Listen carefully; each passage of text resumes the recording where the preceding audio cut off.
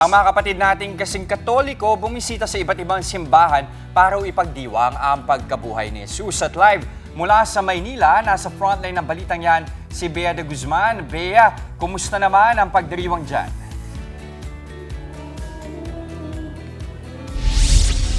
Nikki, Jester at Andre, si Jesus ay namatay at si Jesus ay muling nabuhay. Yan ang masiglang ipinroklama ng ating mga kapatid sa simbahan ngayong linggo ng pagkabuhay. Sa Quiapo Church, idinaos ang tradisyonal na salubong kagabi sa Plaza Miranda sa harap ng Minor Basilica and National Shrine of Jesus Nazareno. Isinadula ang pagtatagpo ng imahe ni Hesukristo at ng Birheng Maria, simbolo ng pag-asa at pagtatapos ng kanyang pagluluksa dahil sa muling pagkabuhay ni Jesus. Hallelujah! Hallelujah! Todo Rizal naman, naging makulay ang salubong sa Barangay San Pedro. Tampok dito ang pagbigkas ng Dicho sa Birhen, sayaw na valse at gavote para sa Tenieta. Bida rin ang Batang Anghel na umaawit ng Regina Coeli habang nakasabit sa Galilea. Samantala, sa Manila Cathedral, isinagawa ang Holy Vigil mula kagabi sa pangunguna ni Cardinal Advincula. Ngayong araw, dinagsa ang Manila Cathedral ng mga deboto para sa Easter Sunday Mass. Si Angeline kasama si Alvin dumayo rito mula pa sa Samar.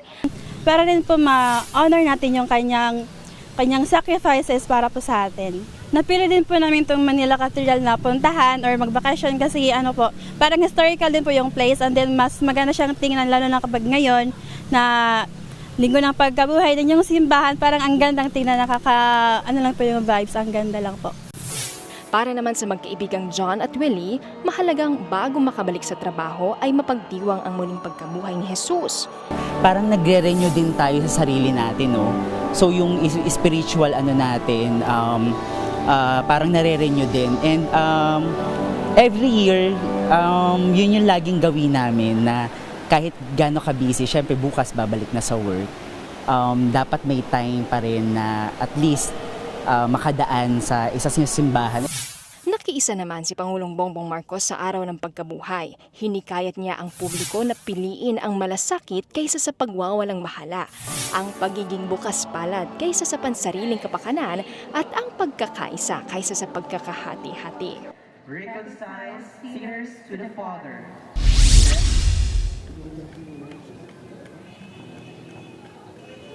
Nikki, Andre at Jester, apat ang isinagawang misa para sa Easter Sunday dito sa Manila Cathedral. Alas 8 at alas 10 ng umaga, alas 4 at alas 6 ng gabi. Yan muna ang latest. Balik sa inyo sa studio. Happy Easter sa iyo, Bea, at sa mga kapatid nating nanonood. Muli, Happy Easter. Maraming salamat, Bea de Guzman, nagulat live mula sa Maynila. Mga kapatid, Andre Felix po. Iba na ang may alam at may pakialam sa panahon ngayon. Para po sa tuloy-tuloy na balitaan sa Frontline kahit weekend, mag-follow at mag-subscribe na sa social media pages ng News 5.